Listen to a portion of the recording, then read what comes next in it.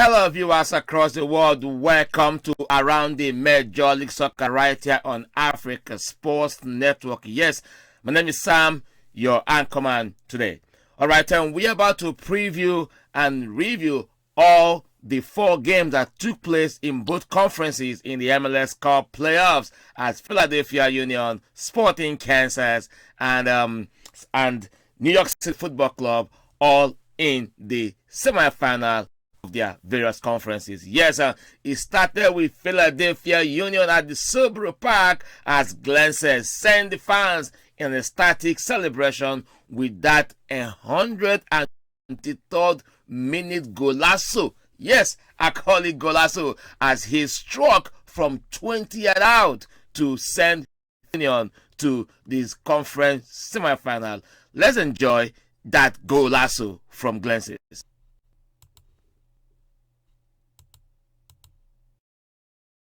Two Venezuelans together. Third out. Glesnes fires. Glesnes goal!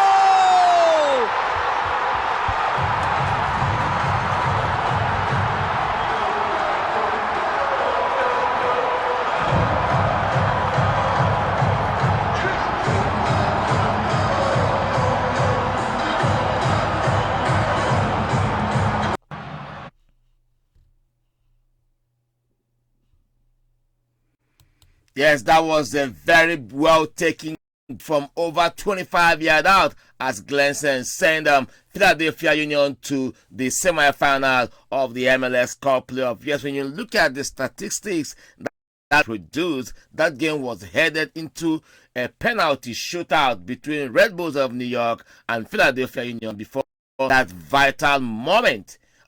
He sent the fans into wide ecstatic celebration. Yes, a total of 11 goals was scored in 4 games in the MLS playoff. So let's look at the statistics that game between Philly Union and Rebels of New York produced. Yes, when it comes to ball possession, Rebels of New York enjoyed 54.1% ball possession, while in Philadelphia Union had 45.9% ball possession. But at this point in time, it doesn't matter because Rebels of New York are going, they've gone home, while Philadelphia Union are already in the conference and semifinal. But Philly Union outshot Rebels of New York 13-11, and they were able to convert 1 on their 3 shots on goal, while on block shot, Philly Union have them 3 block shots, while Red Bulls of New York enjoy them 5 block shots. When it comes to total pass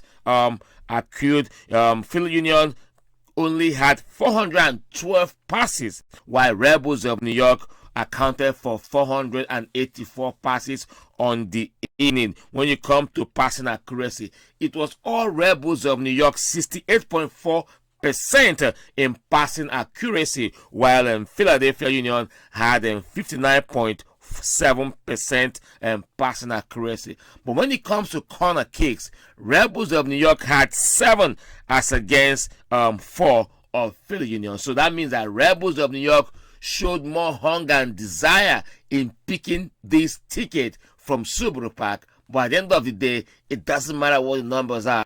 What matters is the fact that Philly Union are into the conference and semi-final. So Andre Blake, one of the contenders for the goalkeeper of the season, showed why he is up there with some beautiful scintillating saves. All right, let's go to another game in the MLS and playoff as we navigate the playoff. Yes, when you look at the bracket, who do you think will win it all? There is no Revolution in the first round, and there is no Colorado Rapids because they all earn a bye by winning, both East and Western Conference. Yes, the second game was in the Western Conference.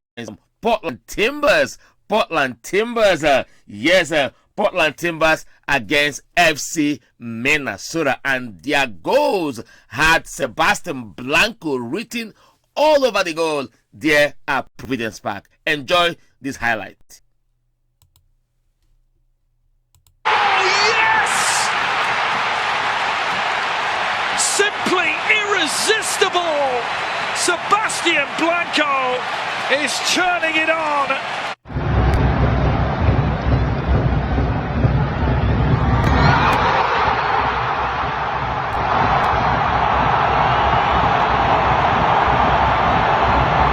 Force Portland to defend, then you're inviting pressure from Portland. Bravo applying some early pressure here. It's Blanco who's lacking! Sebastian Blanco! Well, he may be ailing, he may be clutching his back, but the clutch player has opened the throttle here for the Timbers, who lead.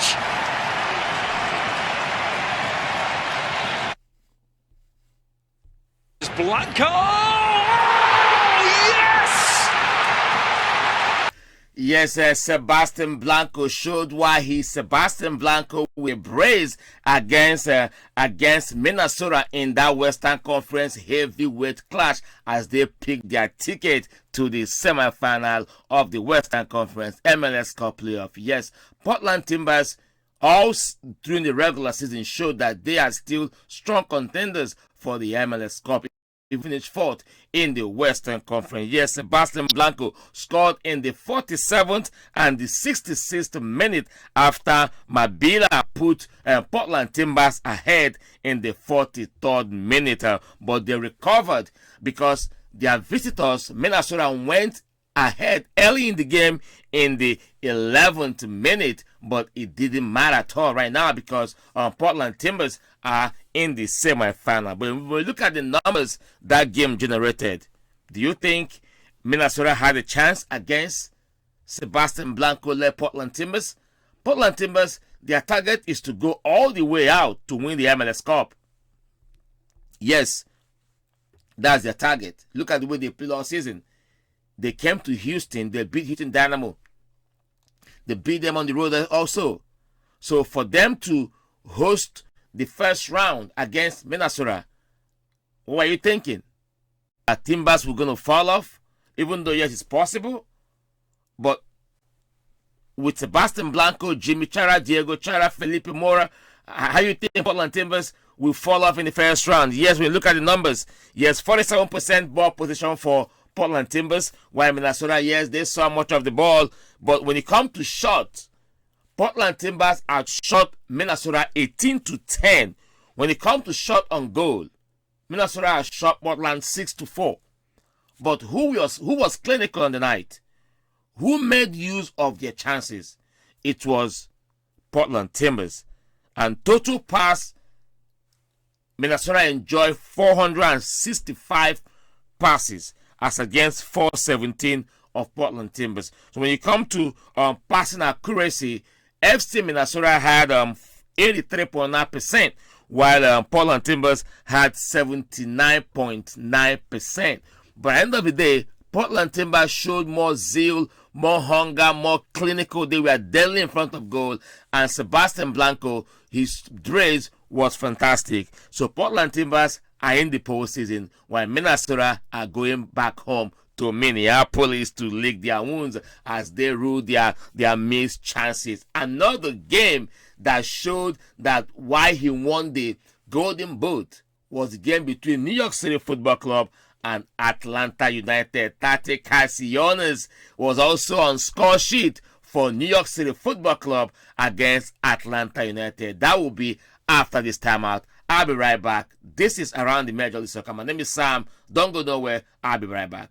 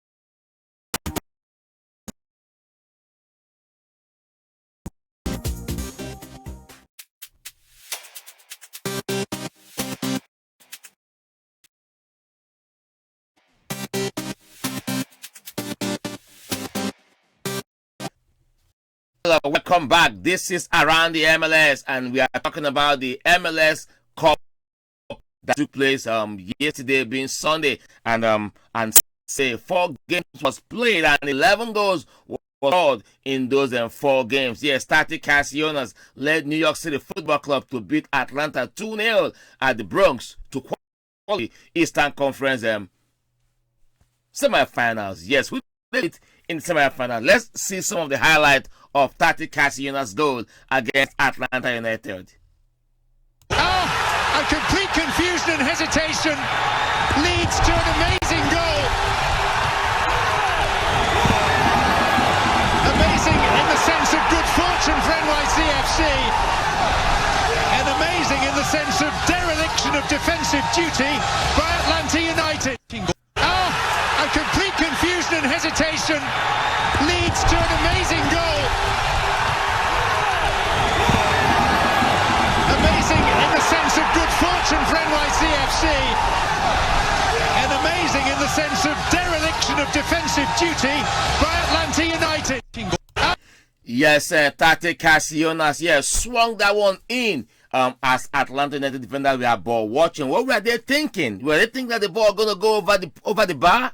I mean, the way Tate swung his feet and hit that ball, you were thinking, oh, this ball is about to go over the bar, but it slotted itself right inside the net, and Atlanta defenders were all flabbergasted as they saw that ball trickle inside the net. Yes, Tate Casillonas, 19 goals during the regular season, and he won the Golden Boot. And last night against Atlanta, that had Joseph Martinez, who was missing in action in that game, it was NYCFC that carried the day. One thing I've noticed about these 4 games played over the weekend was the fact that all the away teams enjoyed better ball possession, passing accuracy, shot on target, but the home teams always find a way to win this game. Atlanta had 57.7% ball possession as against 42 of New York City Football Club. When it comes to shots, they were outshot 13-9 by New York City Football Club. But when it comes to shot on goal, NYCFC, that's New York City Football Club, outshot Atlanta by 5-4. When it comes to total passes, Atlanta had 493 passes as against 364 of New York City Football Club. When it comes to passing accuracy, yes, New York City Football Club had only 76.1%, while Atlanta had 82.6%. But at the end of the day, it doesn't matter who enjoy all the ball possession, passing accuracy, shot on goal, shot on goal, block shot and all whatnot. What matters is what was the scoreline. Atlanta are going back to Georgia. Georgia on my mind. Yes, going back to Georgia with no semi-final ticket. And guess who progresses? It is New York City Football Club. So we got to see Tate Casillonas in the conference semi-finals. Yes, let's go to the game between Sporting Kansas and Vancouver Whitecaps. Another Western Conference showdown as Sporting Kansas at Messi's Children's Park picked up their semi-final ticket with a 3-1 defeat of Vancouver Whitecaps. This is the game between Vancouver and Sporting Kansas. The president of the playoffs, Ramzusi, playing his playoff game. That's the ball right there. Shallow, he brings it down and cuts centrally. And he finds Zusi. Zusi can have a hit from here. He does. And Graham Zusi! Re-elect Graham Zusi!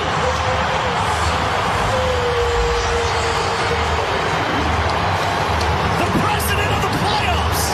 Graham Zusi. Yes, and that is Zusi scoring that beautiful goal for Sporting Kansas as they find their way in the Western Conference semi-finals. Yes, Vancouver had 62% ball possession. Can you believe that? Why didn't they make their numerical advantage count? But Sporting KC had 12 shots as against Vancouver of 6. And what does that show? That Sporting KC, they were very, very clinical where it matters most. And when you come to shot on goal, Sporting Kansas had 5, while Vancouver Whitecaps had only 4 shots on goal. Total passes 505 for Vancouver Whitecaps, while Sporting KC had only 303. When you come to passing accuracy, like I always say, Vancouver had 82.2%, while Sporting KC had 68%. But in the crosses, Vancouver 21 crosses inside the box. Why didn't they make all those crosses count?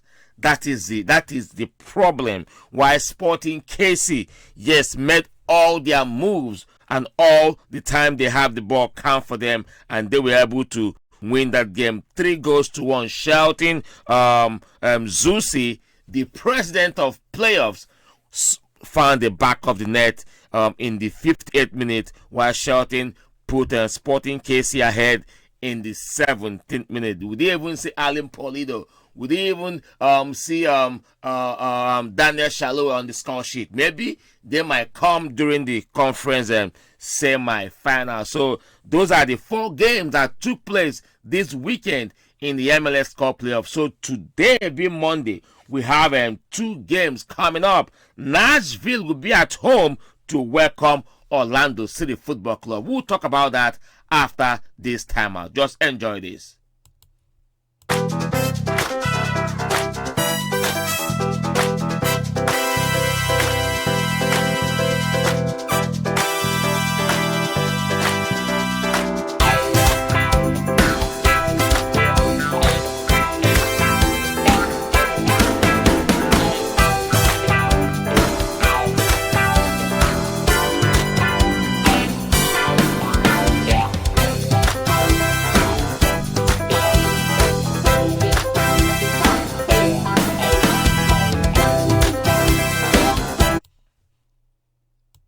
Welcome back to the program. This is Around the MLS with Sam right here on Africa Sports Network. Yes, make sure that you subscribe to our YouTube channel, Africa with a K, Sports with a Z, and Network, please, so you can help us to grow as we want to grow this platform. Yes, another playoff game that will take place today will be between Nashville and Orlando City Football Club. Yes, these 2 teams know themselves. Nashville finished 3rd in the Eastern Conference, yes, while Orlando finished 5th in the Western Conference. But when it comes to their regular season performance, let's look at it in total. Yes, over 34 games, Nashville won 12 and they drew 18. They lost only 4 games and they won 35.3% of their regular season games. When it comes to defense, Nashville conceded only 33 goals. Only 33 goals Nashville conceded during the regular season, and they only got 5 penalties while keeping 13 clean sheets. Can you believe that? Nashville. And one man that Orlando City Football Club should be very careful about is my man called Hani Mukhtar. Yes, Hani Mukhtar scored 16 goals during the regular season with 12 assists. So that means he's a team player. He can bring the fire. He's also good on dead ball situation. He's good on free kicks. So Orlando City Football Club better watch out for Hani Mukhtar. When it comes to attack, Nashville scored 55 goals. Total shots over 34 games amounted to 366. Nashville accounted 184 shots on target, and they were able to convert 55 of those shots. Nashville conversion rate stands at 15.0%, and all the goals they scored, 39 of them were scored with the right foot, while 4 only came from the left foot, and 11 came with their head. So Nashville had 45 goals scored inside the opponent goal area. That means that when they are inside the 18-yard box, they are very dangerous. players like CJ Sapong, Hani Mukhtar make that happen. And they scored only 10 goals outside the box and 2 direct free kick goals. And Hani Mukhtar provided those goals. Hani Mukhtar is a German Sudanese. Since he moved from Brøndby to MLS, he has been very, very phenomenal for Nashville Soccer Club at Nissan Stadium. So next season, Nashville will cross over and they will compete in the Western Conference. Can they survive? Yes, I think they can, because Charlotte City Football Club joined the Eastern Conference. So we have 14 teams, 24 teams in total that will compete in the MLS next season. Yes, let's look at Orlando City Football Club. Orlando won 13 games out of 34 and they drew 12. They lost 9 and they won 38.2% of their games, and they finished 6th in the Eastern Conference. When it comes to their defense, they conceded 48 goals and they kept only 9 clean sheets. They gave away 3 penalties. Orlando City Football Club, in all their tackles won, they were successful. They had 58.4% success rate in their tackles. So it's going to be a very, very tricky one with Nani and Daryl DK on that side. Nashville defenders Walker Zimmerman has a job in his hand today against the Orlando City Football Club. Yes, this is still around the MLS here on Africa Sports Network. Yes, I take a short break once again. When I come back, I talk about the game between Seattle Sounders and Real Salt Lake. My name is Sam. I'll be right back.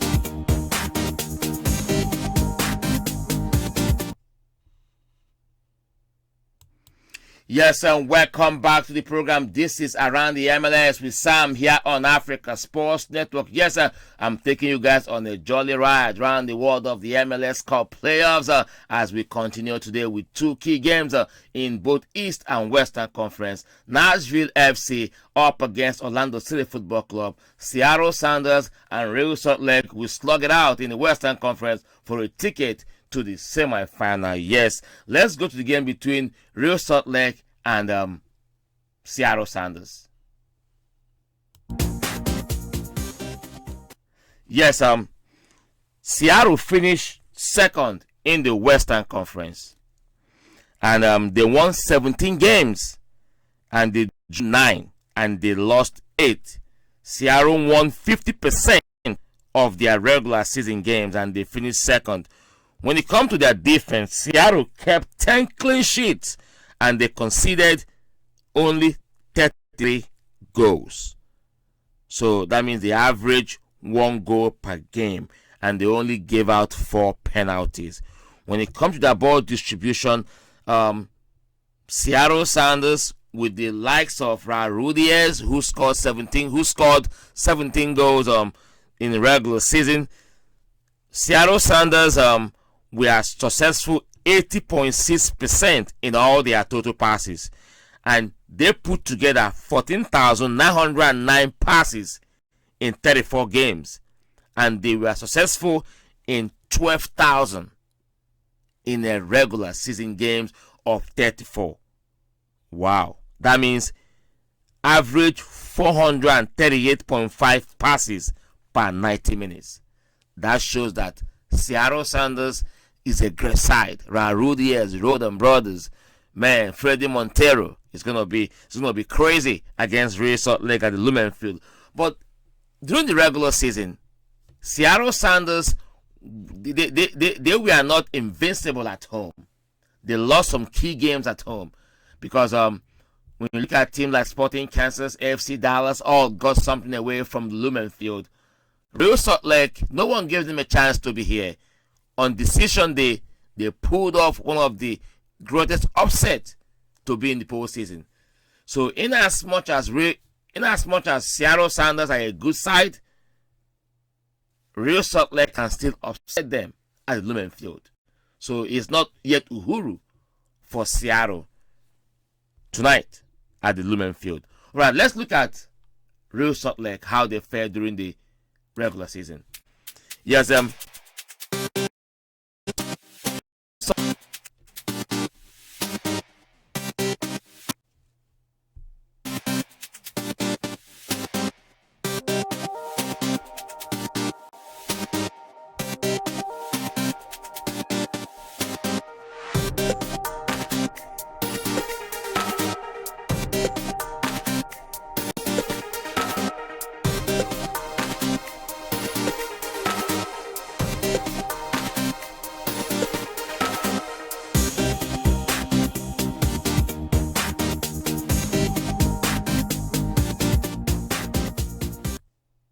Yes, and Real Salt Lake won 14 out of 4 regular season games. They drew 6 and they lost 14. That means they won 41.2% of their regular season games and they finished 7th in the Western Conference. Yes, when you come to their defense, Real Salt Lake conceded 54 goals. They kept only 7 clean sheets. That means they are very easy to concede goals, and they only gave away 4 penalties. When you come to their attack, they scored 55 goals.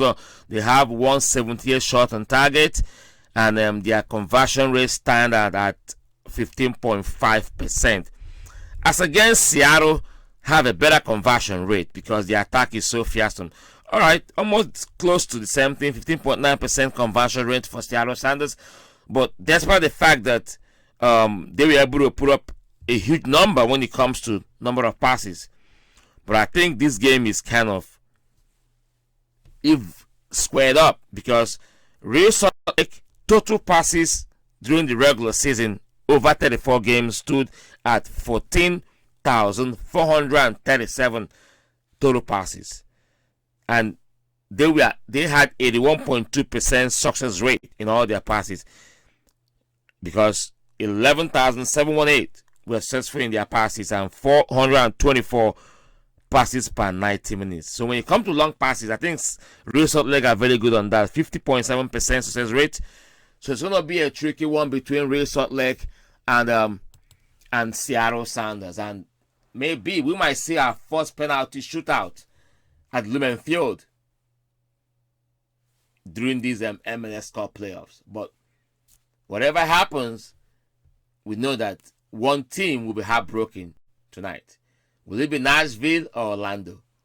Will it be Real Salt Lake or Seattle Sounders? Yes, on this note, I come to the end of today's edition of Around the MLS right on Africa Sports Network. Join me again on Wednesday as we bring to you the matchups for the conference semifinal. My name is Sam. Thank you for watching.